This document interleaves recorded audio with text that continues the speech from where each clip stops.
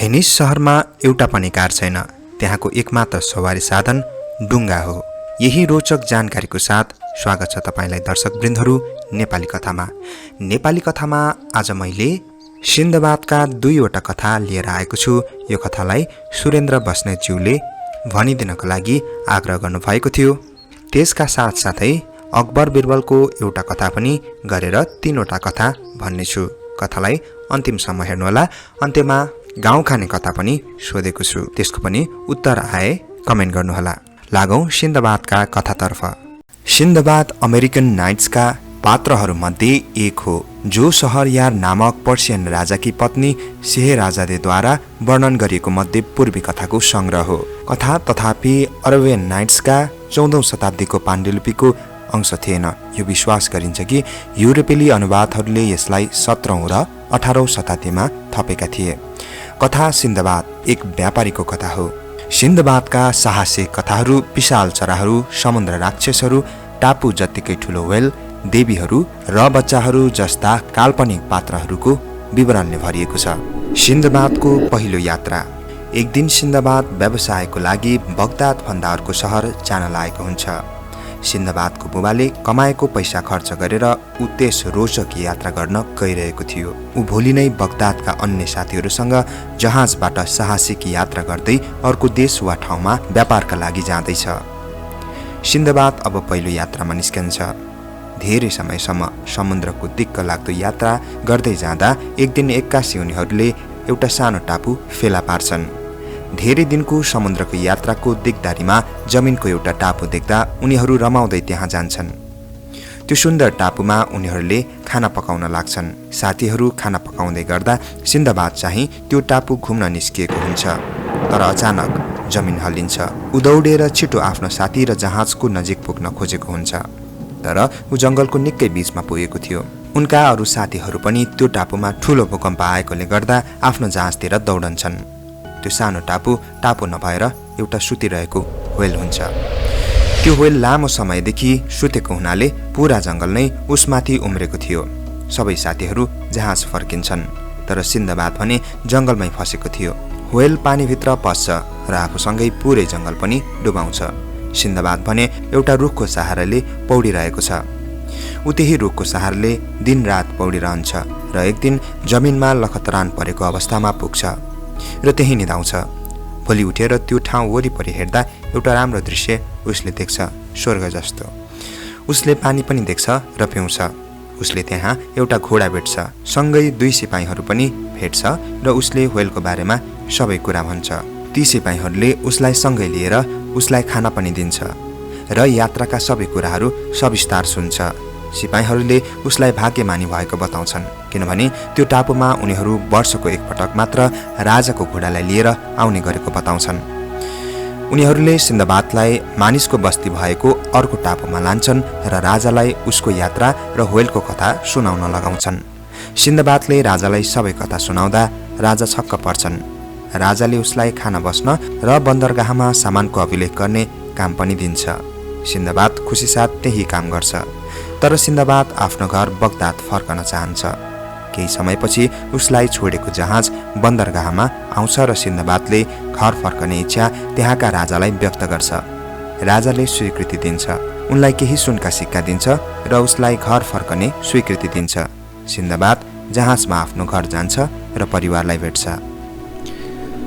दर्शकवृन्दहरू, सिन्धबादको सामुद्रिक यात्राको अर्को कथा यस्तो रहेको छ।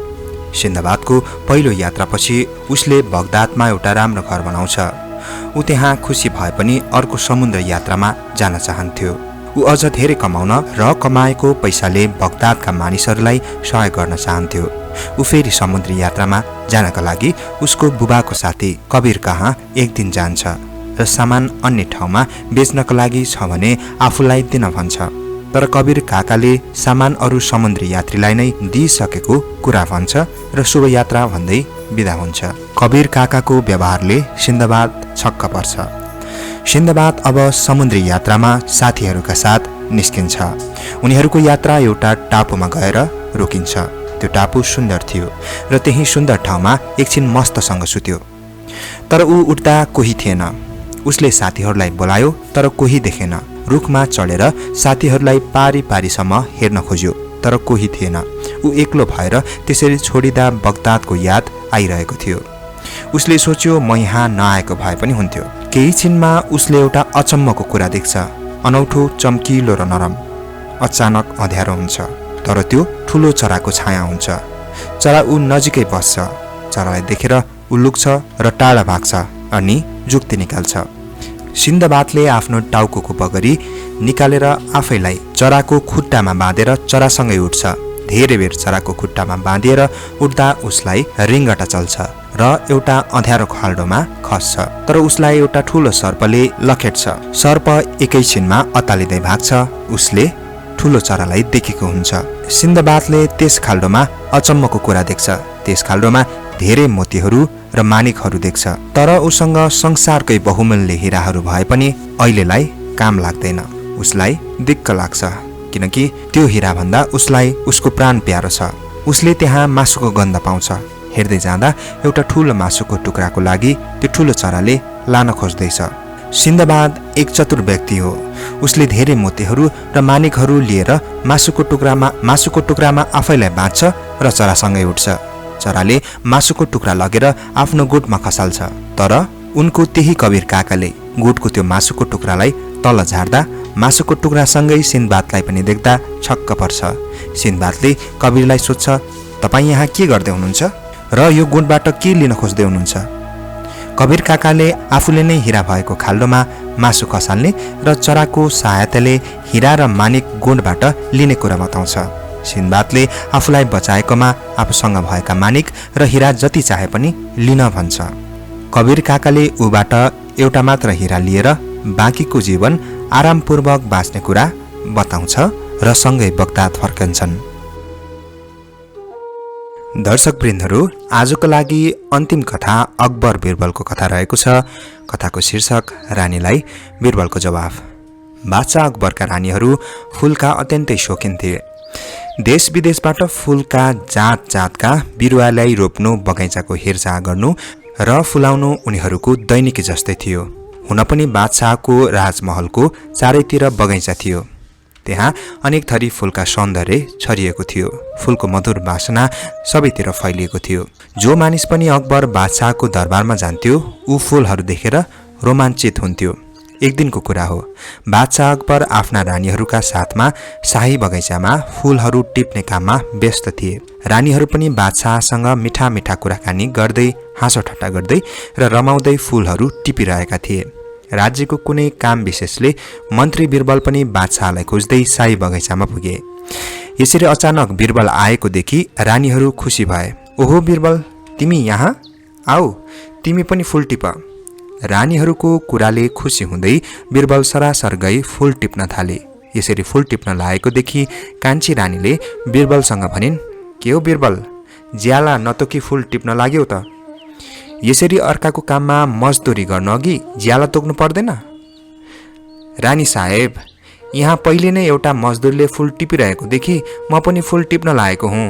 हजुरले उसलाई जति ज्याला दिए बक्सन्छ, मलाई पनि त्यति नै दिए पुग्छ। बिरबलले तुरुन्तै उत्तर दिए। बिरबलको उत्तर सुनेर कान्छी रानीलाई बिनसित्तै बिरबललाई होच्याई भनेछु जस्तो लाग्यो। उनी केही नबोली चुपचाप त्यहाँबाट सरासर राजमहलतिर गइन्। अकबर चाहिँ बिरबलको ठट्यौले उत्तर सुनेर हाहा गरी हाँस्न थाले। दर्शकवृन्दहरू, आजको सम्पूर्ण कथा सकिएको छ। अब लागौं गाउँ खाने कथातर्फ। हिज मैले सोधेको गाउँ खाने कथा थियो खोलामा बसेको पगरी कसेको के हो, र यसको सही उत्तर रहेको छ न्युरो अथवा निङ्रो। हिजोको भिडियोमा कमेन्ट गर्नुहुने सम्पूर्ण दर्शकको म कमेन्ट वाचन गर्न गइरहेको छु। सर्वप्रथम कमेन्ट गर्नुहुने दर्शक हुनुहुन्छ बन्जाडे नारायणज्यू। उहाँ कमेन्ट गर्नुहुन्छ, नाइस स्टोरी, हजुरको बोली नै धेरै मिठो छ है सर भन्नुभएको छ। त्यसै गरी सँगसँगै उहाँले कमेन्ट गर्नुभएको छ, गाउँ खाने कथाको उत्तर चाहिँ थाहा भएन है भन्नुभएको छ। किशोर केसीज्यूले नाइस स्टोरी भन्नुभएको छ, धेरै धेरै धन्यवाद। सुरेन्द्र बस्नेतज्यूले आजको गाउँ खाने कथाको उत्तर डुङ्गा वा पानी जहाज होला कि सर? मिलेन भने पनि नरिसाउनु है जमिन सर, कथा सुनेर प्रतिक्रिया दिइरहेको छु भन्नुभएको छ सुरेन्द्र बस्नेज्यू। तपाईँ लगायत सम्पूर्णको कमेन्ट देखेर म खुसी हुन्छु, रिसाउने कुरै छैन। त्यसै गरी पूर्ण रोकाज्यूले कमेन्ट गर्नुहुन्छ, हेलो हाउ आर यू जमिन सर, आजको कथा धेरै राम्रो छ। हजुरको आन्सर ठिक छ, आज पनि गाउँ खाने कथा छ है। काला काला पिर्का माथि जन्ती बसेको, बिहान पख हेर्दा उठी गएको के हो भन्नुभएको छ। आजको आन्सर निङ्ग्रो हो भन्नुभएको छ। सही उत्तर रहेको छ पूर्ण रोकाज्यू। तपाईँले सोध्नु भएको गाउँ खाने कथा काला काला पिर्कामाथि जन्ती बसेको, बिहान पख हेर्दा उठी गएको को उत्तर चाहिँ आकाशका तारा भन्ने लाग्छ मलाई। कृपया कमेन्ट गर्नुहोला। सुरेश शाहज्यूले नमस्ते दाजु, म सुरेश शाह सप्तरीबाट। आजको गाउँ खाने कथाको उत्तर रहेको छ पानी जहाज र म केही दिन बिरामी भएकोले कमेन्ट गर्न पाइन, त्यसको लागि म माफी चाहन्छु, धन्यवाद। हस्त दाजु, नमस्कार भन्नुभएको छ सुरेश शाहज्यू। तपाईँको कमेन्ट देखेर मलाई धेरै खुसी लाग्यो। मैले पनि तपाईँलाई फेसबुक मार्फत कमेन्ट गरेको थिएँ, सायद तपाईँले मेरो भोइस मेसेज पाउनुभयो होला भन्ने लाग्छ। फेरि पनि धन्यवाद दिँदै अर्को कमेन्टतर्फ लागौँ। सुशील एफएफज्यू लेख्नुहुन्छ, फर्स्टको कथा चाहिँ सुन्न साह्रै रमाइलो भयो जमिन सर, तर गाउँ खाने क्वेसनको आन्सर चाहिँ थाहा भएन, मबाट चाहिँ पास है भन्नुभएको छ। कमेन्टको लागि धेरै धेरै धन्यवाद। हिमालज्यूले जय पाथिभारा माता भन्नुभएको छ। कमेन्टको लागि धेरै धेरै धन्यवाद। निमेश पोखरेलज्यू लेख्नुहुन्छ, पाथिभारा माताको मन्दिरको बारेमा जानकारी पाइयो, धन्यवाद जमिन सर। अनि अकबर बिरबलको कथा ज्ञानवर्धक छ। गाउँ खाने कथाको उत्तर चाहिँ डुङ्गा हो कि भन्नुभएको छ। कमेन्टको लागि धन्यवाद निमेश पोखरेलज्यूलाई पनि। सौगात परियारज्यू लेख्नुहुन्छ, अलि लामो कथा सङ्कलन गरेर सुनाउनुहोस् न भन्नुभएको छ। आज मैले छोटा छोटा कथा तर 3वटा कथा सुनाएको छु। यसरी कथा सुनाउँदा के कस्तो लाग्छ प्रतिक्रिया दिनुहोला। मदन रेग्मीज्यूले म UAE-बाट हो सर, उत्तर चाहिँ ढुङ्गा हो कि भन्नुभएको छ। उत्तर निङ्ग्रो रहेको छ। थापा शिवज्यूले वाउ साह्रै राम्रो मातादीको कथा भन्नुभएको छ। कमेन्टको लागि धेरै धेरै धन्यवाद। मायाश्रीज्यू लेख्नुहुन्छ, नमस्कार जोजलपा मतिन्ना लुमन्ती आवाजको अनि प्रतिभाको धनी आदरणीय जमिन सर, पाथिभारा माको कथा सुन्न पायौँ, हामीलाई अति नै खुसी लाग्यो। हुन पनि पाथिभारा माको एकदमै सत्य छ, चिताएको पुर्याइदिनुहुन्छ नै जमिन सर। हजुरलाई मुहार पुस्तिका मार्फत देख्न पायौँ, हजुरको बारेमा थप हामीले पनि जानकारी पायौँ, हजुरको सुन्दर परिवारलाई देख्न पायौँ, हाम्रो खुसीको सीमा नै छैन हस् भन्नुभएको छ। अनि आजको गाउँ खाने कथाको उत्तर भनेर इमोजी पठाउनु भएको छ। फेसबुक मार्फत खोज्दै जोडिनु हुने सम्पूर्ण दर्शकज्यूलाई धेरै धेरै धन्यवाद दिँदै अर्को कमेन्टतर्फ लाग्न चाहन्छु। विष्णु राईज्यू लेख्नुहुन्छ, पाथिभारा माताको कथा सुनेर आनन्द आयो सर, हजुरलाई धन्यवाद भन्नुभएको छ। तपाईँलाई पनि धेरै धेरै धन्यवाद। नवराज बस्यालज्यू लेख्नुहुन्छ, सरी दाई, आजको गाउँ खाने कथाको आन्सर त आएन भन्नुभएको छ। तपाईँलाई पनि कमेन्टको लागि धन्यवाद।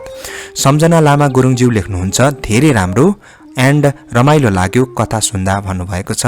धन्यवाद सम्झनाज्यूलाई पनि। युवराज निरोलाज्यू लेख्नुहुन्छ, जय पाथिभारा माता, कथा अत्यन्तै रोचक, रमाइलो, सन्देशप्रद अनि धार्मिक आस्थाले भरिएको नीतिगत पनि छ। अनि उत्तर चाहिँ डुङ्गा वा पानी जहाज हो कि जस्तो लाग्छ मलाई त भन्नुभएको छ। कमेन्टको लागि धेरै धेरै धन्यवाद। त्यसै गरी सुमन धमाला लेख्नुहुन्छ, जय पाथिभारा आमा। कमेन्ट गर्नुहुने सम्पूर्ण दर्शकलाई धेरै धेरै धन्यवाद दिँदै अब लागौँ आजको गाउँ खाने कथातर्फ। आजको गाउँ खाने कथा रहेको छ, जाडोभरि छैन काम, गर्मी वर्षा सँगै जाम के हो। प्रश्न एकपटक फेरि, जाडोभरि छैन काम, गर्मी वर्षा सँगै जाम के हो। यस गाउँ खाने कथाको उत्तर तपाईँलाई थाहा भए कृपया कमेन्ट गर्न नबिर्सनुहोला। कथा के कस्तो लाग्दैछ, कहाँबाट हेर्दै हुनुहुन्छ, कस्तो कथा सुन्न चाहनुहुन्छ त्यो पनि कमेन्ट गर्नका लागि हार्दिक अनुरोध गर्दै आजको कथा बसाइबाट म कथावाचक जमिन राईलाई पनि बिदा दिनुहोस्। नमस्कार।